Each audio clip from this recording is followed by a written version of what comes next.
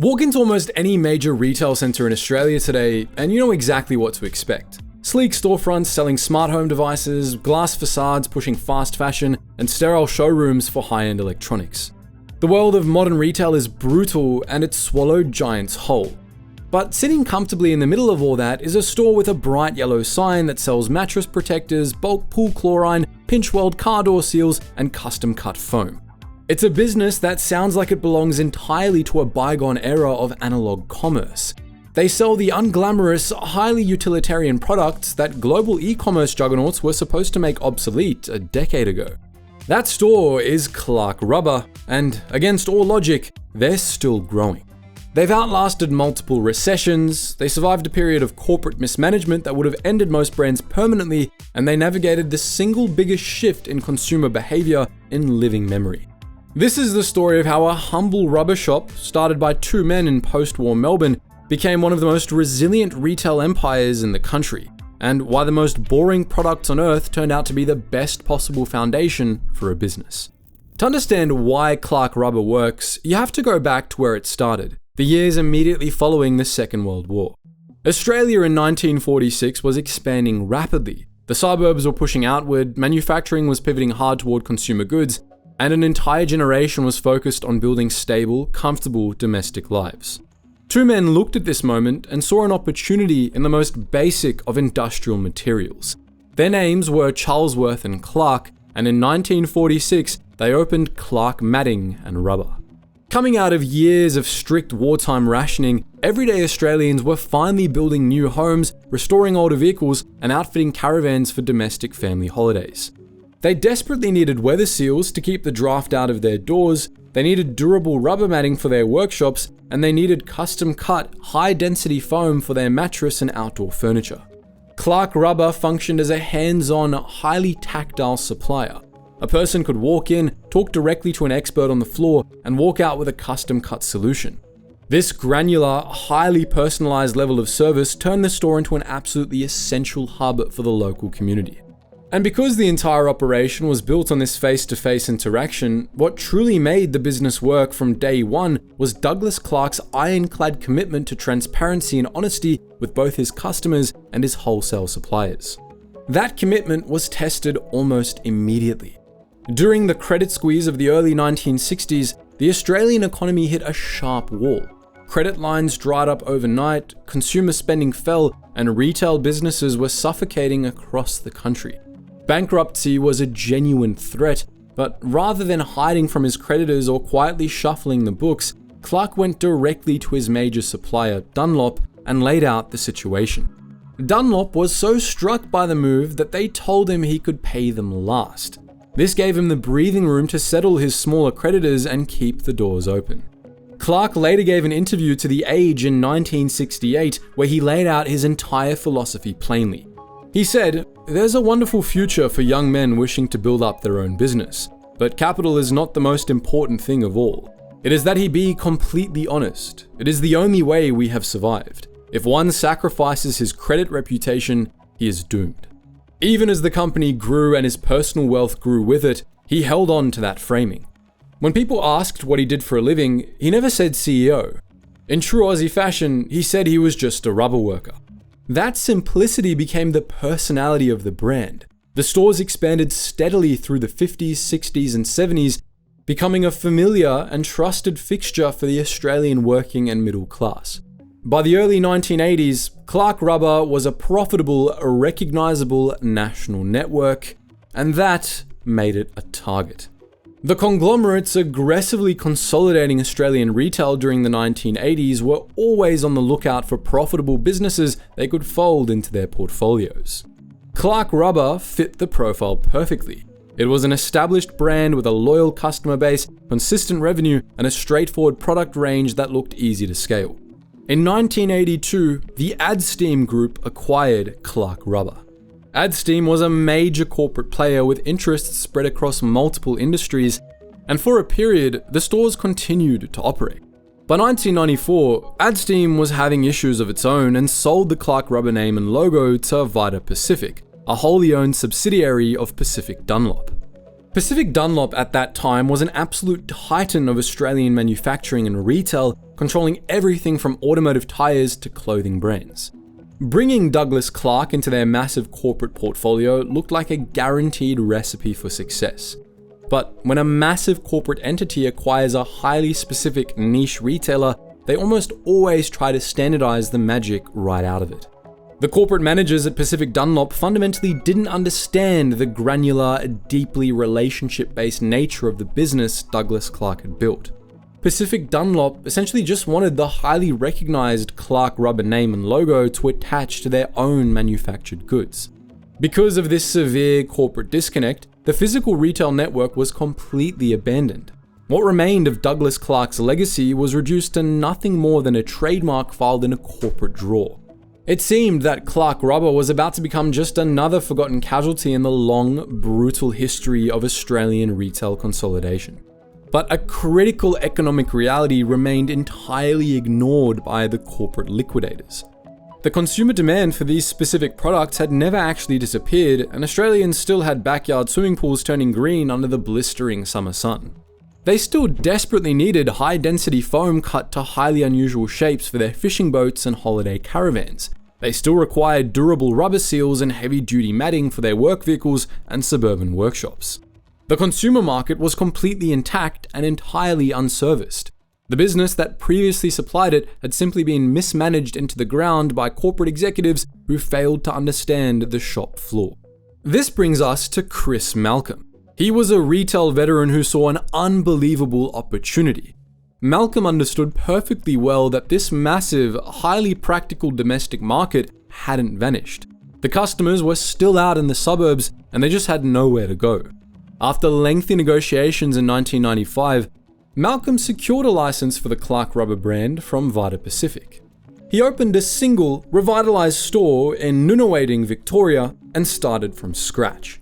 The single most important decision he made in that first year was deciding that Clark Rubber would grow exclusively as a franchise operation.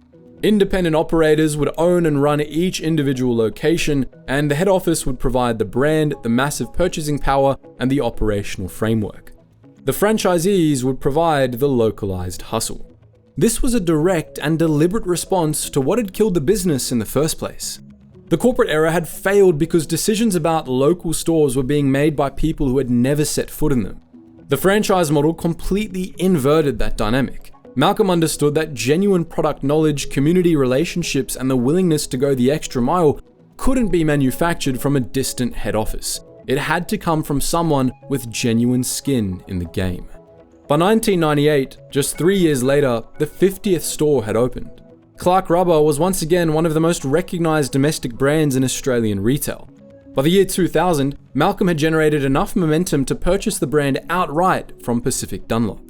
In 2003, Clark Rubber was named the Franchise Council of Australia's Franchisor of the Year in entry capital over $200,000 category, and Malcolm himself was inducted into the Franchise Council's Hall of Fame. 3 years after that, Clark Rubber went even further, winning the Franchise Council of Australia's highest honour, Franchisor of the Year, outright. They'd gone from a completely shut down brand with 0 stores to the absolute peak of Australian franchising in under a decade.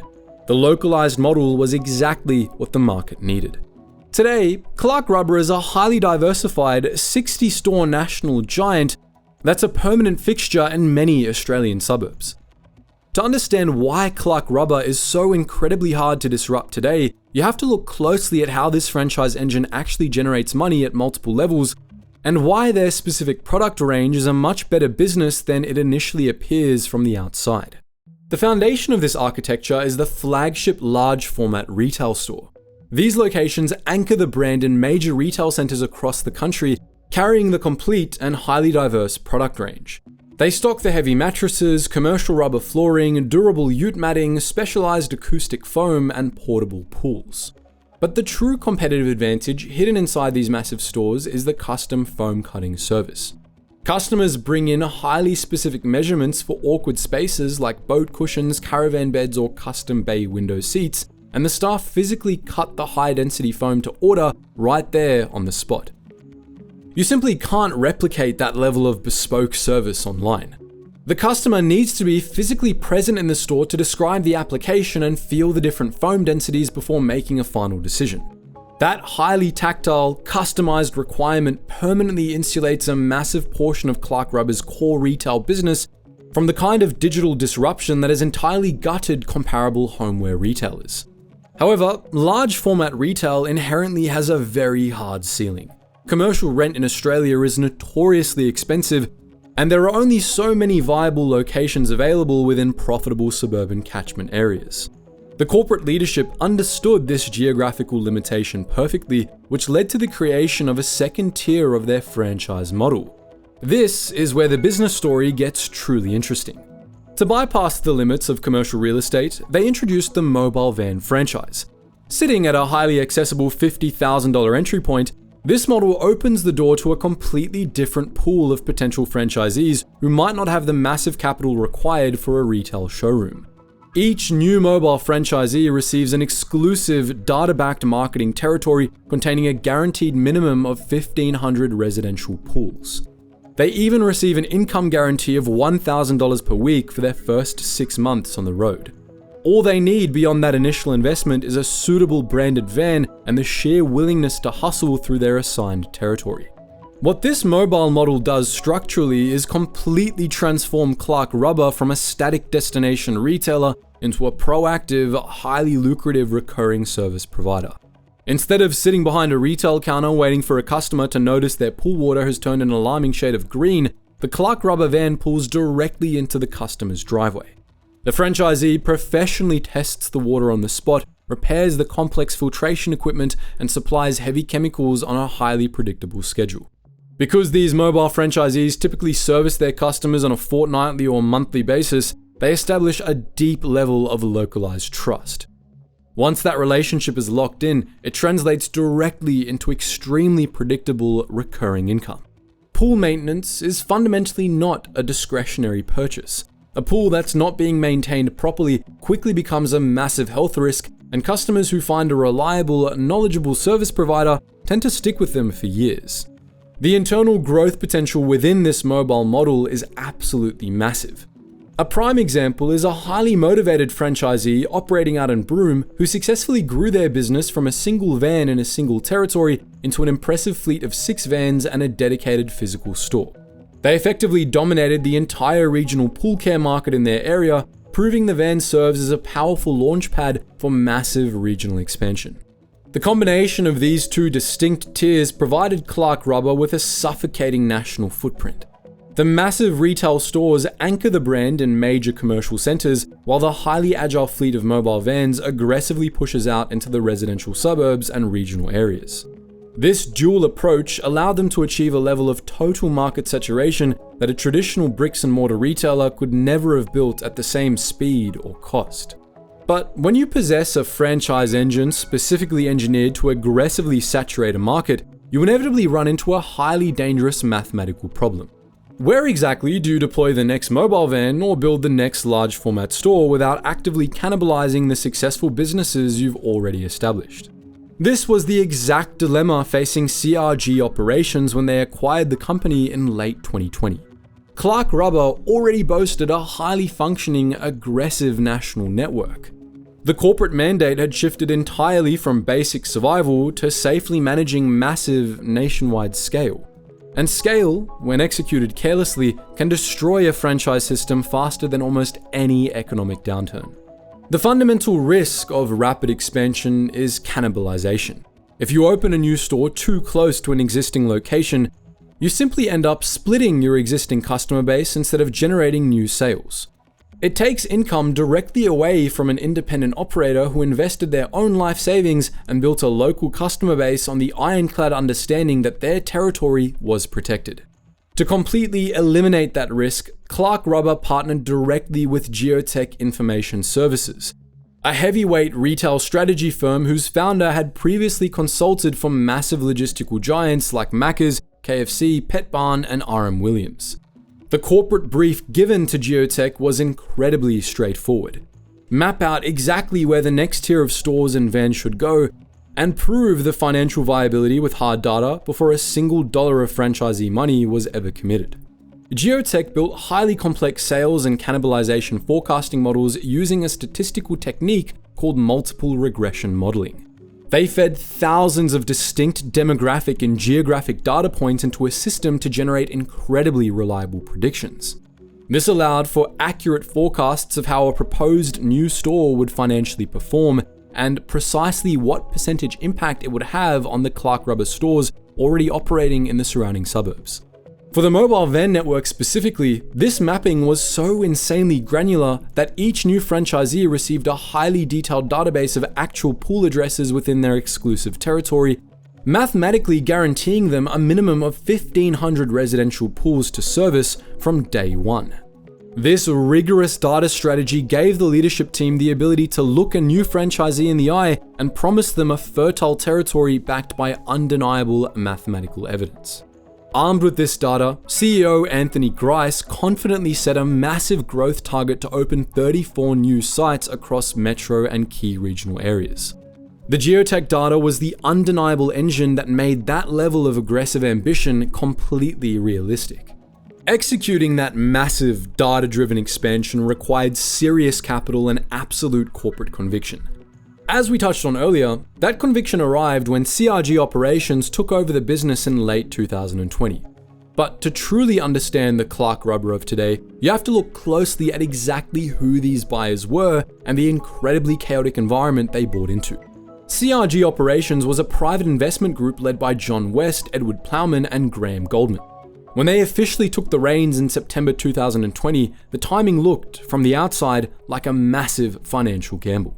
The country was right in the middle of a global pandemic, and retail foot traffic had completely collapsed across major shopping centers, and consumer confidence was highly volatile.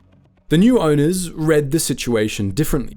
Edward Plowman drew on his decades of experience in capital markets to correctly identify Clark Rubber's product mix as highly defensive. Pool chemicals require constant, mandatory replenishment, and custom foam and rubber extrusions are essential for home repairs. The lockdowns had actually forced Aussies back into their homes in record numbers, sending them directly into their backyards to finally tackle the improvement projects they'd been ignoring for years. The business was highly insulated from the volatile swings of typical consumer retail. To capitalize on this momentum, CRG Operations launched their most aggressive strategic expansion to date.